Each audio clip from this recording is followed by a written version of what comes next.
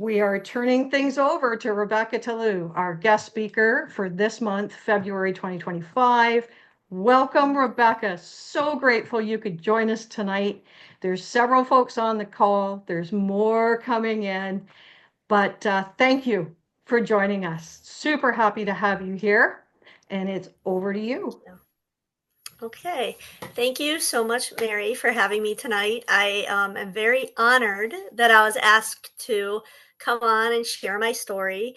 And I have some tips and tricks for you guys out there, whether you be parents or guardians or educators, for assisting in being helping be successful with those of us with an FASD. So what I'm going to do now, I'm going to turn, hopefully this is being shared. I think this is sharing. Hold on.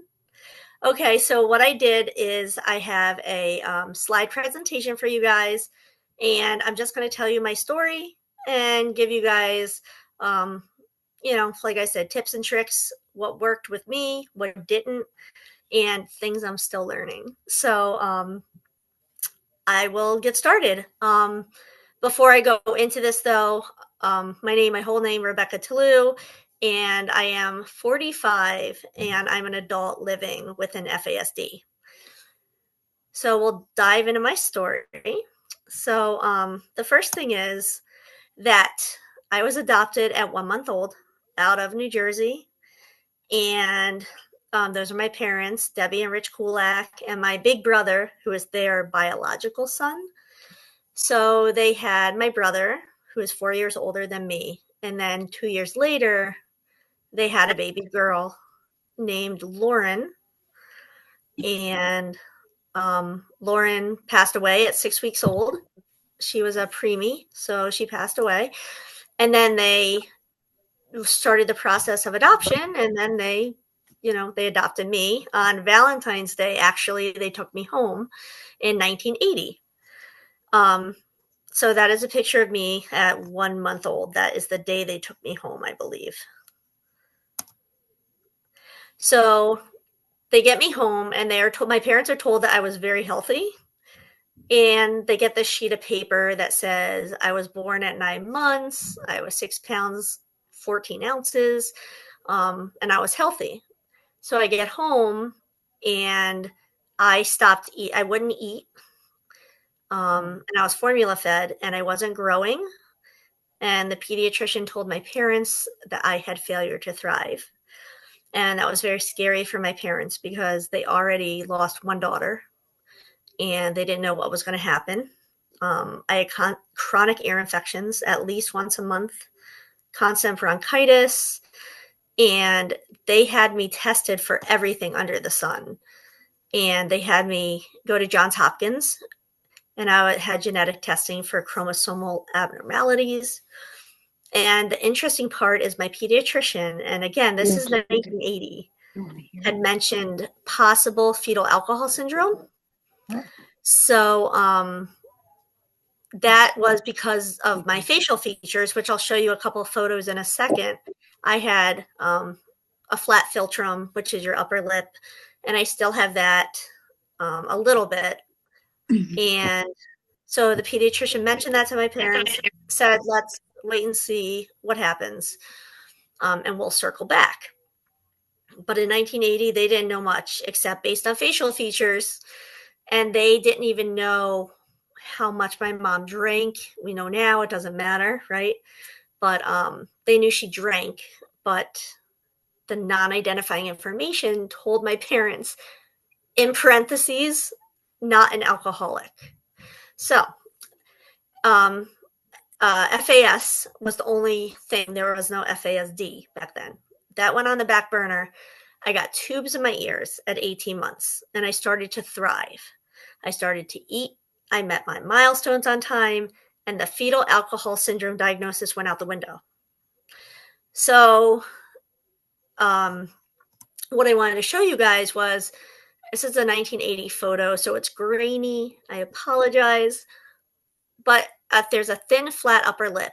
I had a flat affect with my face. And also, there was a shortened distance between the and right quarters of my eyes, which I still have today. Because when I got diagnosed later in life, the lady measured them and said that they were shortened. So I definitely had the facial features as a baby, as an infant.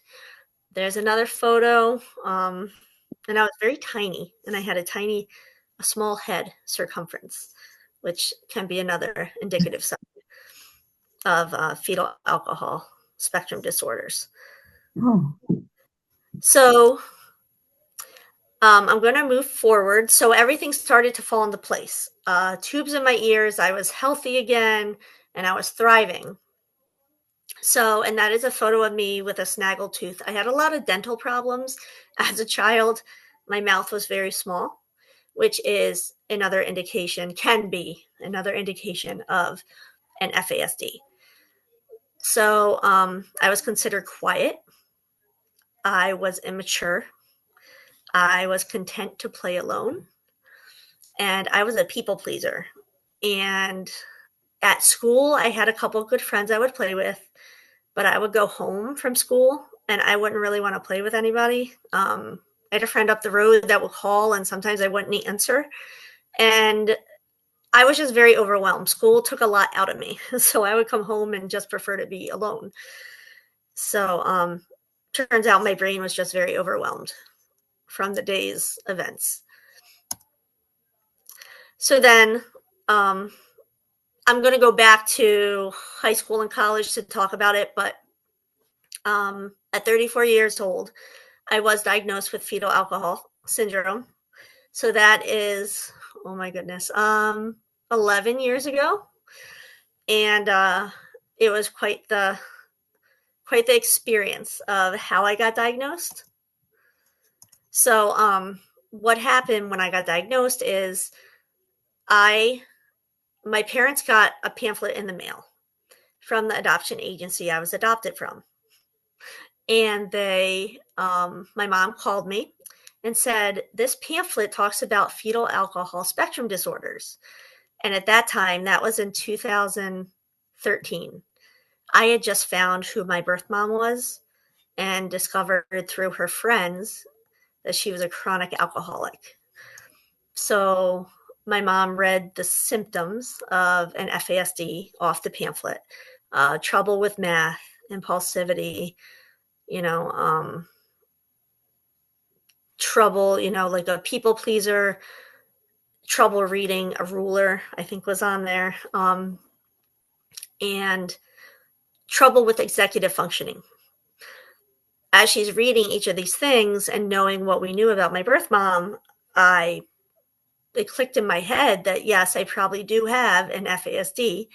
At that time, I was 33. So I decided I was going to get diagnosed. I was in New York State, upstate New York in Albany. So I Googled doctors that diagnose FASD. And the only person that I could find was a genetic pediatrician near my house. So I called them and I told them, I'm an adult, I'm not a child, but I think I have an FASD. Told them my background story. And the lady that answered the phone said, let me talk to the doctor and let me see if she's interested in seeing you. She's never seen an adult before, but let me run this all by her.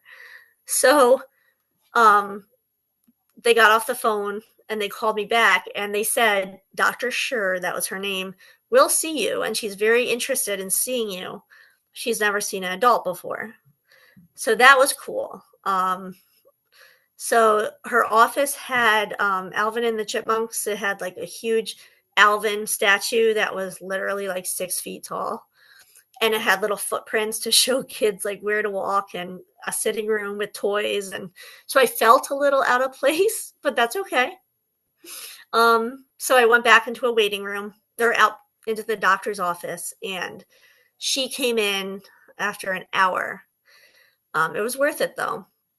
And my mom came with me, which was incredible. That was amazing.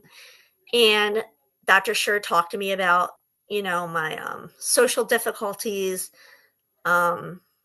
school difficulties, and then she measured my head, and I do have a small head. My 13-year-old and I have always been able to share sunglasses, hats, because of my small head circumference. And she said I did have the palpebral fissures and the flat philtrum, which is a little indented. I sort of outgrew it.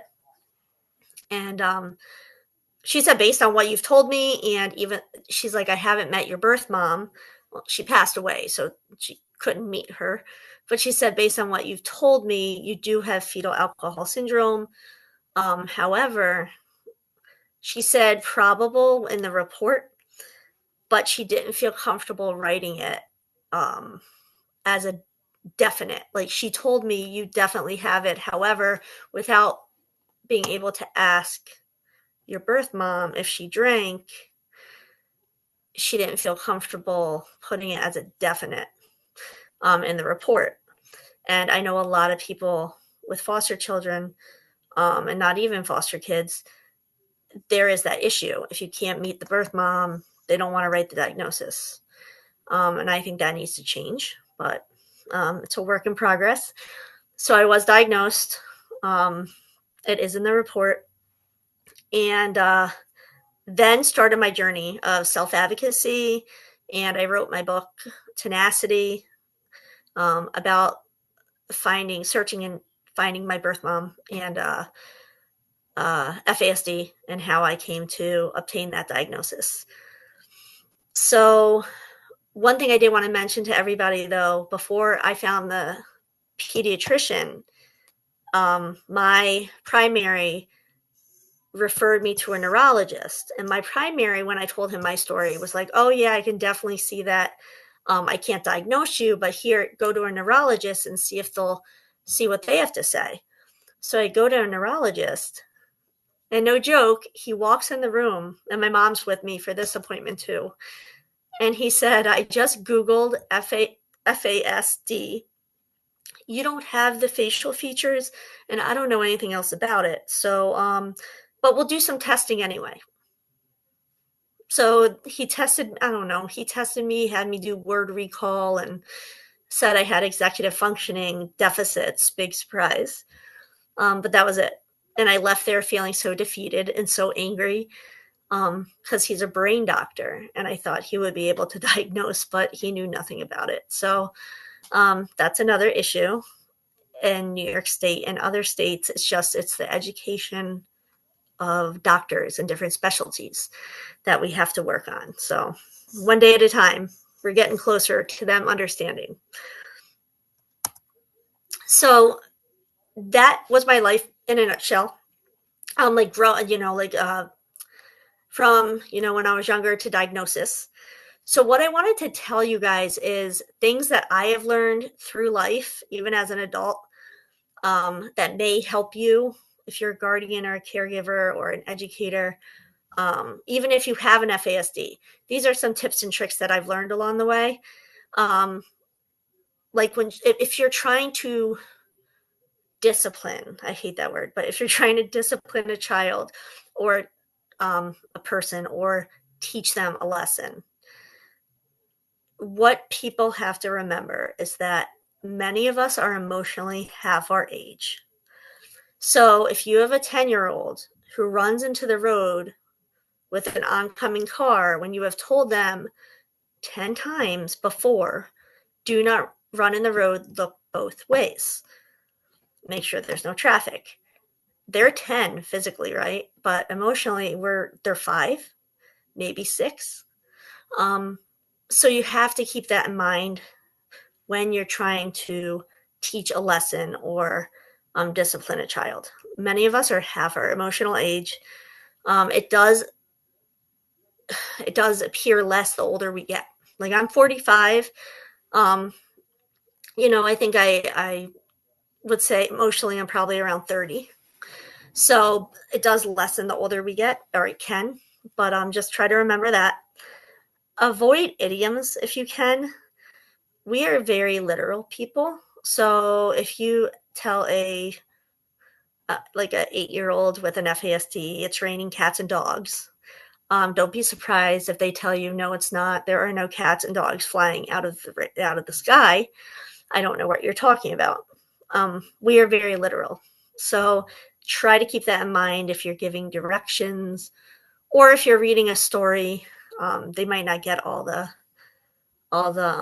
vocabulary. Amelia Bedelia is a great example to use. Wonderful, wonderful books. They were my favorite growing up. They helped me understand idioms, actually, because I struggled with those. And another important thing is to think brain, not behavior.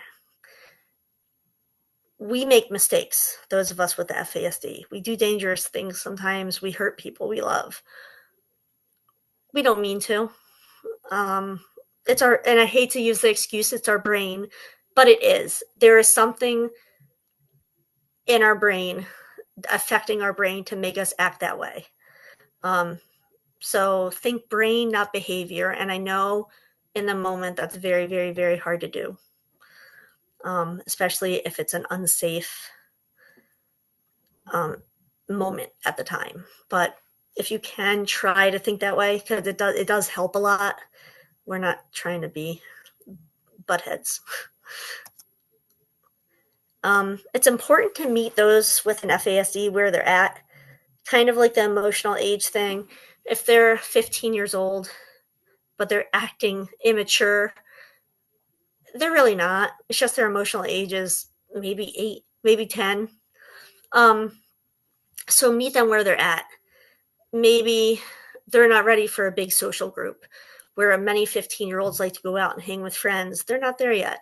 They want to hang at home. They want to be with mom. They want to be with dad. Ask us what we need to be successful. We are our own best teachers, and we are the best teachers for our teachers, our guardians, and our parents. We know what works and what doesn't. And we'll tell you. And then what we can do one day, we might not be able to do the next. Our brains are just funny like that. And that's how they differ from a brain with ADHD. The ADHD brain can remember things one day to the next. Our brains can't. The example I use is my kids did Taekwondo for 5 years. And there's this thing they wear called a hoku. And in the back, you have to tie it. I can remember how to tie it one day, and the next day I can't. I have no idea how to tie it. And somebody told me it ties like a shoe. But the thing is, it's vertical. It's on my kid's back. It's not like on a shoe. It doesn't look like a shoelace to me. So that in my head is a totally different situation. But it's really not. Use the same motion to tie this thing. But in my head, it's a totally different situation. And many of us, our brains work that way. Same with math problems. If you give us different numbers, but it's the same mode of operation, we have trouble getting the right answer. So it's frustrating for everybody involved. And what causes stress one day may not another day. There are so many factors that go into it. If we are tired when we get up, if we didn't sleep well, if we don't eat enough. I know some days I could go to Target and the lights are okay. Other days I go to Target and I get very dizzy and I can't handle being in there because it's too overwhelming. Between the lights and the buzzing of the lights, and then the people going through the clothes on the rack and the sound the hanger makes on the rack, the metal on metal. So some days that doesn't bother me, other days it does. It just depends on what's going on in my brain. You guys all know this. We have struggles. Impulse control, understanding cause and effect, following multi-step directions, time management, social boundaries, and feeling overwhelmed. And I go through all of these every day. But it gets easier the older you get. So impulse control, all of you have seen it. That's my worst struggle to this day. Interrupting, I interrupt a lot. Diarrhea of the mouth, we have no filter. We say whatever we want. And we end up hurting some people along the way because we say things without thinking before we say them. I have done that to friends before. As adults, we are much more forgiving than children sometimes. So once I explain myself, they're okay. Yelling. So yelling, it's loud, obviously. We can feel the reverberation from when we yell. So we're actually feeling that emotion, right? So we yell when we're upset. We can feel that anger and frustration. And we like to feel things, to know that they're happening, that they're real. Hitting, same thing. You get a lot of children, young adults, that will get frustrated and they hit people. They hit things. They're not trying to hurt you. They hit to feel that emotion. That emotion is so strong in their head, but they don't know how to capture it. They don't know how to feel it in their brain. So if they hit something, they can feel that emotion. So they feel something. And I know this sounds crazy, but it does make sense. And that's one thing I figured out. I've never hit anyone or anything, but when I was doing this presentation and writing it up, I was thinking about that. And I'm like, oh, because it helps them to ground that emotion. And impulse control, money, and those with the FASD is very tricky. Money is there one day and gone the next. Adding up money, it's a very abstract concept. Amazon is one of my worst enemies when I'm on in a shopping mode, because I will shop and not realize that I don't have the money to spend. So money is a very abstract concept, and we don't do well with abstract. So that's tough. So here are some ideas to control impulses that I find helpful. So there's a breathing technique that my 12-year-old son learned in therapy a couple years ago. He has anxiety and he's doing much better now, but they taught him this therapy technique where you put up a hand and you trace your fingers with your other hand. So with your index finger on the other hand, you breathe in when you go up one finger, and you breathe in through your nose, and then you breathe out through your mouth as you go down the other side of the finger. And you trace all your fingers and do that same breathing motion in through your nose, out through your mouth. They could do it as many times as they need. It does work. It calms your brain down and it helps us to focus. Another thing that helps is to talk about a task before completing it. So if you give your child a chore, like go upstairs, put your shirts away in the drawers, you talk about it with them. Have them write down every step of that chore, because that's visual, and writing helps us remember, and it helps them to break things down. Cause and effect is huge. It's a huge obstacle for us. It goes hand in hand with impulse control. We live in the moment. My mom will tell you every day's a new day for me. It's true. I remember things that happened the day before, but we don't hold grudges. Every day's a new day. Things we remember yesterday, we might not know today. Cause and effect affects relationships, like I said before. We don't realize words can hurt. We say what we want, and then we think about the consequences, and sometimes it's too late. And our brains don't think of consequences until after.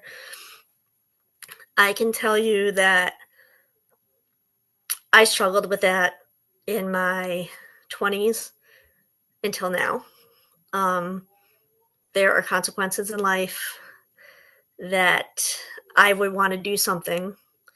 I would do it without thinking how it would affect my family. And like I used to stay out late partying, and I wouldn't think about my kids would wake up the next day and be like, where's mom? Or why did you stay out so late? You didn't tuck me in. I wouldn't think about that because I was having fun. So it's hard. We can be very egocentric, and that's just how our brains work for some things. And I am still egocentric. And at 45, I'm learning. I'm learning to be not think of myself first, and it's hard. This is an answer I know nobody wants to hear. How to help us understand cause and effect. You gotta let us make mistakes. And I know some of them, if it's going to harm somebody or be extremely dangerous, you have to put a stop to it. And I understand that. But some mistakes, you have to let them make over and over. A simple one, a kid never studies for a test. They forget to. Or they forget to eat breakfast. Let him keep doing it. And then sit down with them and go over the consequence. And they'll catch on eventually. But they'll make the mistake again. It's very, very hard to watch. But that is, you got to let them make mistakes. And use concrete examples. Like I said before, abstract is not our forte. Don't use idioms, and use concrete examples. Like if I give you if you give your friend a present, or if you go to a birthday party and you don't have a gift to give your friend, he's going to be upset because there was no present for him. You forgot to give him a present. Give them examples that they can think of in their head and be like, oh, so if I don't do this, this will happen. Just constantly giving, examples. And I know life gets busy, so it's not always, as easy to do. Following directions is hard for us. Our brains usually hear every fourth or fifth word. Some of us struggle with more than two-step directions. I know I do. An example, I was visiting my parents in South Carolina like 2 years ago, and my dad gave me instructions on go to the hall closet and take out the pillowcases, then go to my bedroom and put the pillowcases on the bed pillows. And my mom stopped him and said, she didn't get any of that. You realize that? And he looked at me and I said, I know you want me to go to the hall closet, but I don't know what you want me to get or where I'm supposed to put it. So then my mom ended up doing it for me. But yeah. Just simplify, take it down a notch, and be patient. I know it's hard. One-step directions. This is an idea I actually got from Jody Culp wrote an amazing book called Embracing Zach. And in there was this idea that there was Zach had to do jobs at an auto garage. So what they did was they wrote directions on index cards. And once he finished one direction, he would flip that and it was on a key ring. And then the next direction would be there. And it's visual. You can even help your child write on the index cards. So, and that helps too. So I loved that idea. I loved it. I thought it was amazing. Process time. We are 10-minute people, individuals living in a 10-second world. It takes us a while. If you tell somebody with an FASD a two-step direction, they might give you a blank stare. Just wait, because in a couple minutes, they might be like, oh, okay. And I know it's hard when people are busy. I get that. So it can be difficult. The visuals help a lot. I am a very visual learner. Not all of us are. Visuals definitely work for me. Index cards, writing stuff down, and repeating the directions more than once, more than 5 times. That can work too. And then there's the buddy system. So, and I know in schools, it's hard to tell teachers, well, you should do this because it'll work, because you're not the teacher, it's not your classroom, and teachers do so much.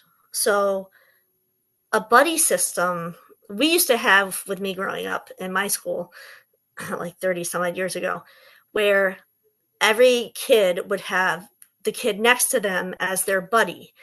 So if I didn't catch the directions, I could ask my buddy.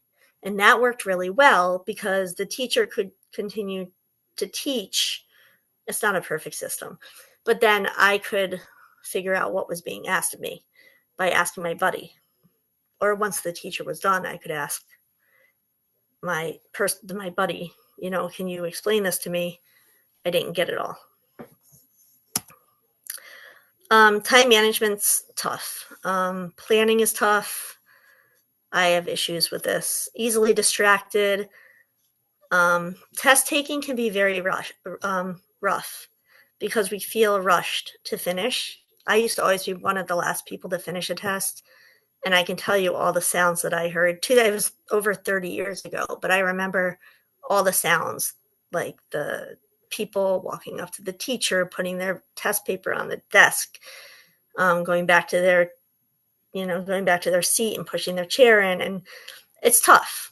And time management is a tough thing. I am always early for things, which is a good thing. But that is also because my husband is always early for things. So I have learned from him. And this is just a picture of how the brain of individuals with the FASD, if you give us a task to go put something in the mailbox, a letter, this is how our brain works. We have to go through every doorway, every room, on top of everything, and then we finally get to the mailbox, but the mail carrier left. So we get very distracted. Ideas for time management. Calendar is my best friend, my Google Calendar, and you can also do a visual one, or even on the Google one, have the kids help fill it out. Writing helps us remember, and the calendar is a visual. Alarms and reminders on phones for appointments, which only help if you have them on vibrate or sound. I talk from experience. And don't overschedule us. Some people with an FASD thrive on chaos. They thrive on doing a lot of things at once, and they do really well. So you can put them in 3 sports and have them do piano and violin and tuba, and they thrive on that, and they do great. Those kids, keep doing what you're doing. Some kids like me, don't overschedule us. My brain can't handle it and never could. I did very well growing up because my parents had me, I did one instrument, piano, and I did one sport a season. And that worked for me. And we lived a very routine life. So routine is so key to us being successful and for our brains to understand and adapt to the world around us. So routine is extremely important. Social boundaries are very difficult. Many of us want to be everyone's best friend. We don't always read social cues well.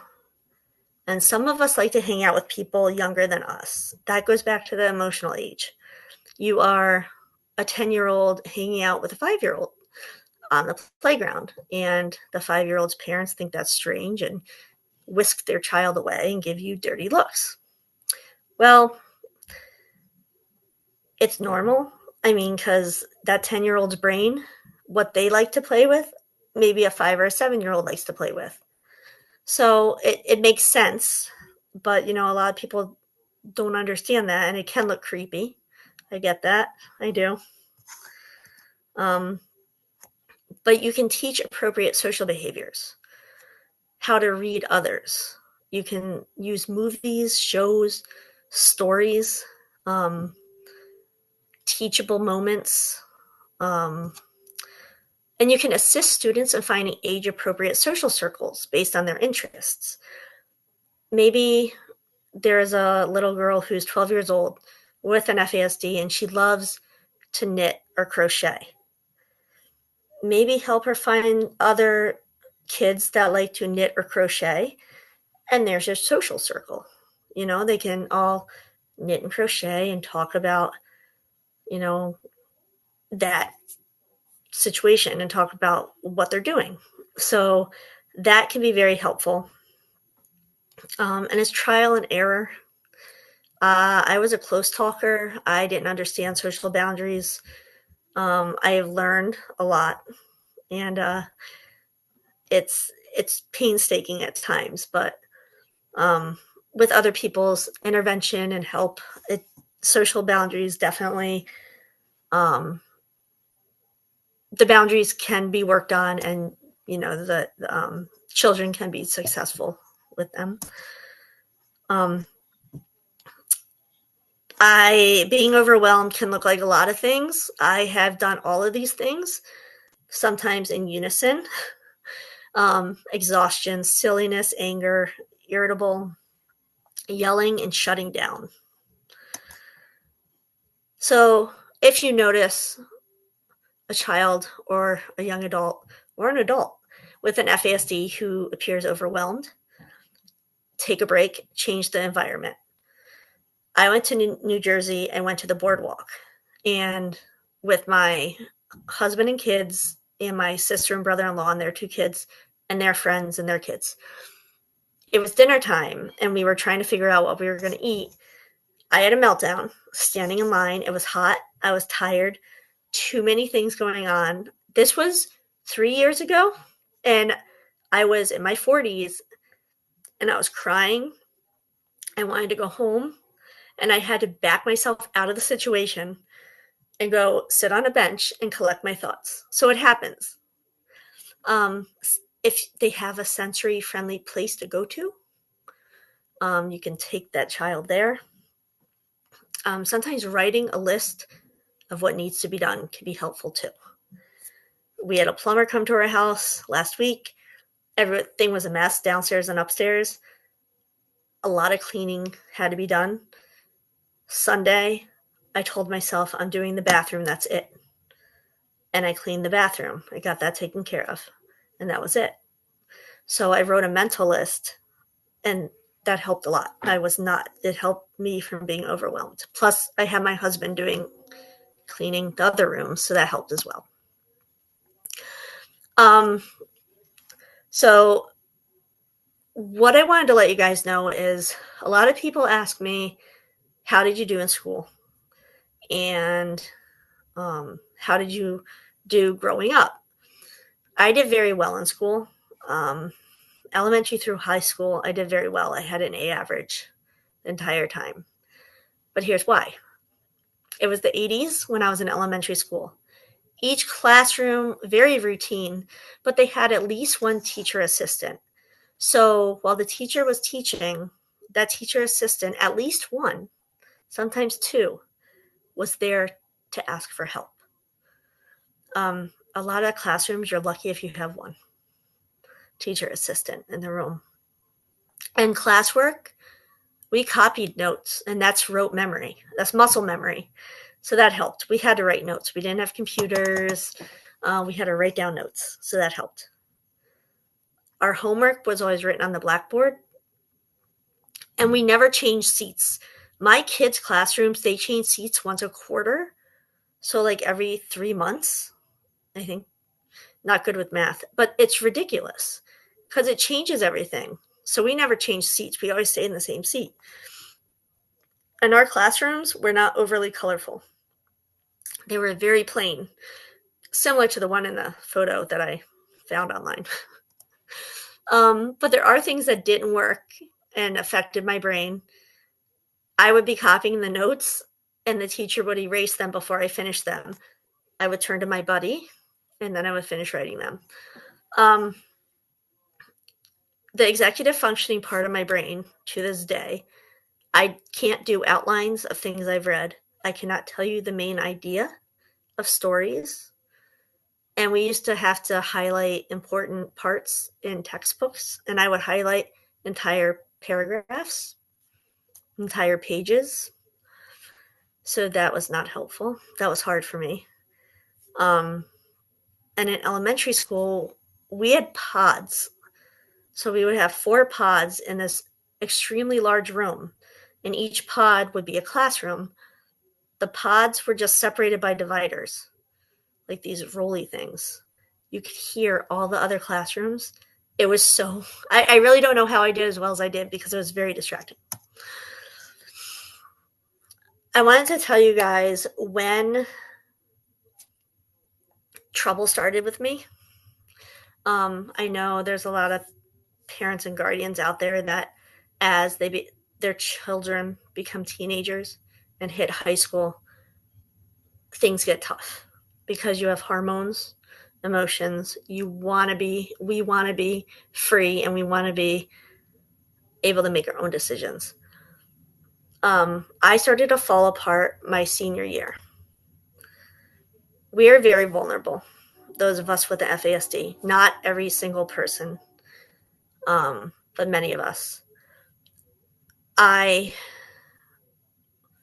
was groomed by my track coach. I was 15 when the grooming began. He was 32. Looking back, it was my brain, right? I was 15. Emotionally, I was probably, I don't know, 7 or 8, 10. I was vulnerable. I was a people pleaser. I dated him for a year and a half. I didn't understand. I went to college dating him. I didn't understand why it was wrong. I lied to my parents over and over again. That cause and effect piece, I didn't get it. I didn't understand how it affected my family. I kept telling my parents they didn't understand. I was in love. He didn't do anything wrong. Looking back, he did a lot wrong, but so that's when things fell apart. It was my senior year. I was a really good student and a really good daughter, and I never got into trouble until my senior year. And I did go to college. I went to Geneseo. I went to be a speech therapist or communicative sciences and disorders. And then I went for my master's here in Albany at the College of St. Rose, but I failed. I failed my master's program. I did well in the classroom, lots of memorization, small classes. I thrived on making mnemonic devices for tests. But when it came time to write big reports, I failed. I couldn't do it. It's that executive functioning organization of the report. I couldn't do it. And student teaching. You need to be able to organize what you're going to teach, and you need to be able to flip on a dime your whole lesson if your lesson is not going well. I couldn't do that at the age of 20. I don't know if I could do that now, but and I know some of you, I'm sure, have children that are talking about college or in college. And what I wish my college professors did for me back then, I wish they had worked with me. They said they had testing done on me, said I had executive functioning issues. They thought I had a learning disability. This is in graduate school. They did nothing with that test. They did nothing to help me. They sent me to the English lab, writing lab, to have them look at the reports I was writing. But they couldn't help me because they didn't know the jargon that speech therapists used to write reports. And I wish they treated me like a client, no follow-up. I had testing, no follow-up. And my professors didn't help me. So I just wish more professors would understand not everyone learns in the same manner. So I'm hoping that changes. That school doesn't exist anymore. But yeah. I entered adulthood after the whole college experience. I married my husband at 24. Emotionally, I was probably 13. immaturity and marriage don't mix. I told you I used to go out and party, and my husband worked nights at a bar, and I would party, come home at 4 a.m. We didn't have kids at that point, but when we did first have kids, I was still partying, not as much at all, actually. But I was very egocentric. So transferring to adulthood is tough because we want to be independent. We think we can be independent. Heck, I was 24 years old, but emotionally, I was not ready for what marriage was, an adult life. I had my first child in 2008. I was not close with him. I could not multitask. And there was a big distance. And I thought it was because he was my first genetic tie. And I had trouble connecting. Once I was diagnosed, I realized it was my brain. To be a mother, you have to multitask. There are so many hats you wear. I couldn't do it. In 2012, Nico was born, Nicholas, and I was much better, much more apt to handle it because I had done motherhood before and I was older, just by 4 years, but it was a lot easier. And he was a tougher kid too. And then I want to talk about today.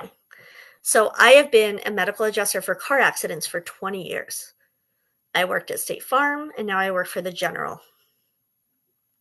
It's a great fit for me. It has nothing to do with speech therapy, but I do the same things every day. I do the same keystrokes. I do the same reports. I enter things the same way. So repetition works for a lot of us with an FASD. And I have struggles deciphering numbers and organizational charts. I am not good at them. I have an amazing boss that is very patient with me with those. I work on 2 screens, and I had to have a coworker help me organize them because I had things all over the place. And I have to have multiple reminders on how to perform certain tasks. So one thing at my job, I handle a lot of fraud, insurance fraud. And some of us with an FASD, many of us perseverate or have I spelled that wrong. Sorry, hyperfixation. So I handle a lot of fraud. So at my job, perseveration's a strength because I deep dive into our insured's lives and I find out that they don't live in Pennsylvania. They live in New York City. And I use all these reports and all these websites, and I get to hyperfixate on finding the fraud, so that's a strength for me, and it's helped me a lot in my job, and I'm very good at what I do. I will toot my own horn on that one. So, and just my parents have learned a lot from my dad. Everyone's learned from my diagnosis. My parents have learned that growing up, some of the activities my mom would have, my mom liked to shop a lot and she liked to cook. I didn't like either of those things. She always thought it was me not wanting to be with her and hang out. It wasn't. Cooking, there's too many, I still hate it. I don't cook. There's too many directions, too many steps. The mess bothers me. And shopping, it's the lights and all the sounds. She gets that now. But back then it was tough because she wanted that mother-daughter closeness. And there I was not wanting anything to do with those things. My parents send me Excel spreadsheets now when my kids go to see them for a couple weeks in the summer, so I can check things off when they pack them. My dad's learning to give me single-step directions. And they make sure, my mom especially, will make sure I'm looking at her when she talks to me about doing something to make sure that I am listening. And the vacations we go on, they're much simpler, and we have an itinerary. my mom used to try to put like 5 things per day to do with the kids when we visited because they don't see them a lot. That would end in disaster. So now the kids are older, so it makes it easier.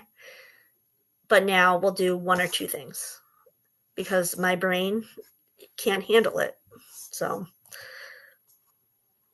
um, everyone learns, right? So my husband and children, both my kids know I have an FASD and what caused it.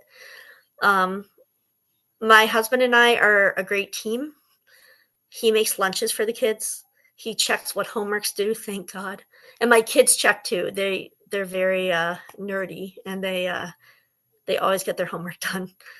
And my husband loves to cook, so I lucked out there. I do not have to cook because I don't like it. Um, my children, they give me presets to ask me questions if I'm in the middle of something. I get very upset if someone interrupts me while I can't multitask. So my door, I thought somebody was here. So my sons will say, when you're done with that, can you help me with something? And I make mistakes as a parent. We all do, whether you have an FASD or not. And sometimes it's brain based. I am crabby sometimes. I say hurtful things without thinking, and they get it. It's brain based. Um, and I sleep a lot. My brain's exhausted by the end of the day. And that's something I learned with my diagnosis. I require a lot of sleep because my brain is tired. My kids get it. When they were younger, they didn't, but now they do. So they let me sleep till 10 or 11. Um, and then, most importantly, what I've learned from my diagnosis, I am not stupid. It is okay to say no to people to keep my sanity. I want to do 10 things for everyone that asks me to do something.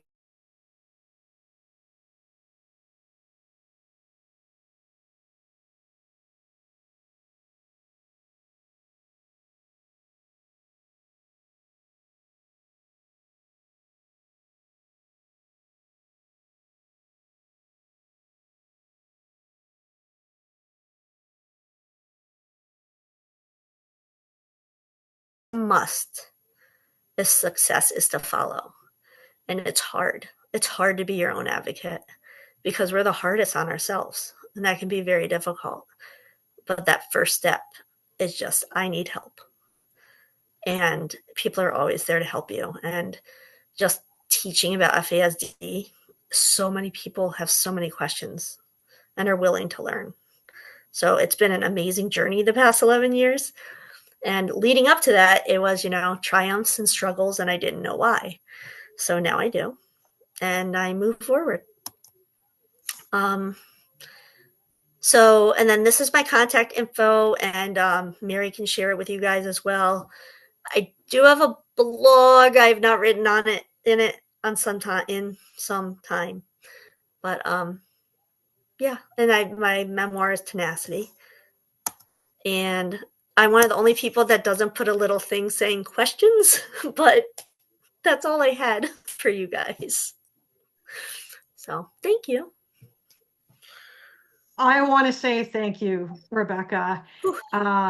But yeah, everyone is just chiming in. Thank you, thank you. The comments tonight have been just remarkable. I think a lot of people have had aha moments.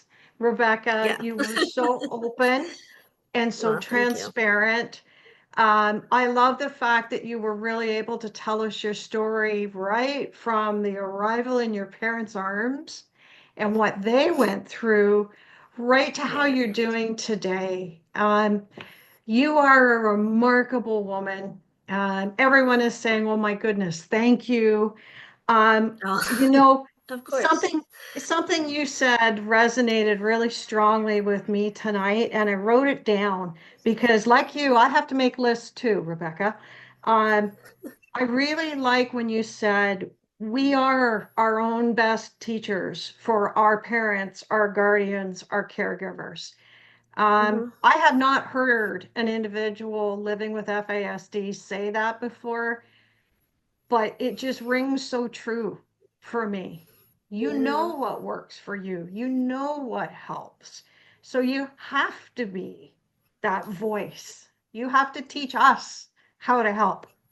Right. I thank you. I kind of chuckled when you talked about your impulse control.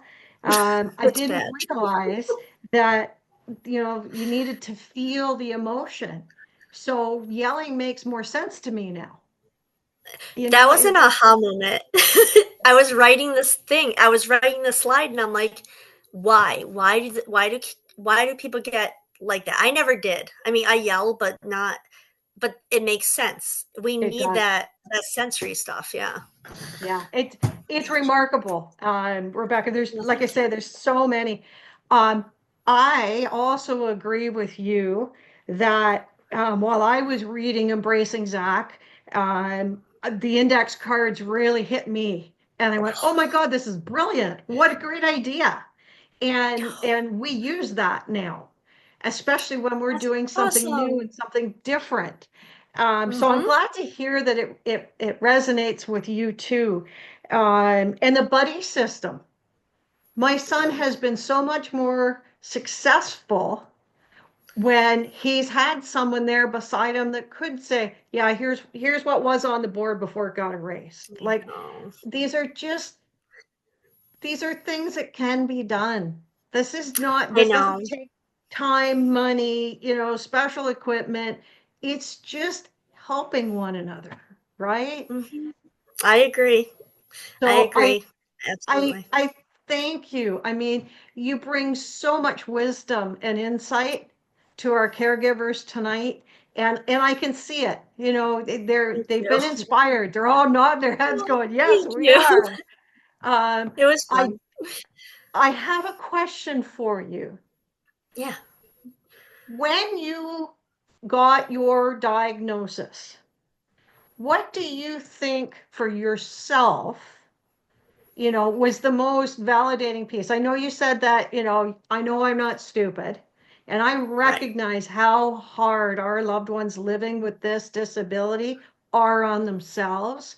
But was there Hmm. anything that made you go, "Wait a minute, now I get my strengths too"?